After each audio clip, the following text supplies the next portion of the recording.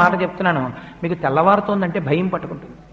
అమ్మ బాబోయ్ అంత పూజ చెయ్యాలి, టైం లేదు అని ఏదో ఒక పని ఉంటుంది. అలా కాకుండా మీరు స్వల్పమైన పూజ, వైదికంగా పరిపూర్ణత్వం ఉండే పూజ అలవాటు చేసుకున్నారనుకోండి, మీ పూజ మీకు బరువు అనిపించదు. మీరు హాయిగా పూజ చేసుకుని వచ్చేస్తారు. ఒక్కరోజు మీరు ఎంచుకోండి, ఏదో ఒక రోజు నేను ఒక శనివారం నాడు ఇలా పూజ చేసుకుంటాను, లేదు ఒక సోమవారం నాడు చేస్తూ ఉంటాను, లేదు ఒక ఆదివారం నాడు చేస్తాను. ఆ రోజు నియమం పెట్టేసుకోండి, నేను ఈ రోజు విశేషార్చన చేస్తాను అని నియమం పెట్టుకుంటే ఒకే ఒక్కరోజు, ఆ ఒక్కరోజు చేయడానికి మీ మనస్సు ఉరకలు వేస్తుంది.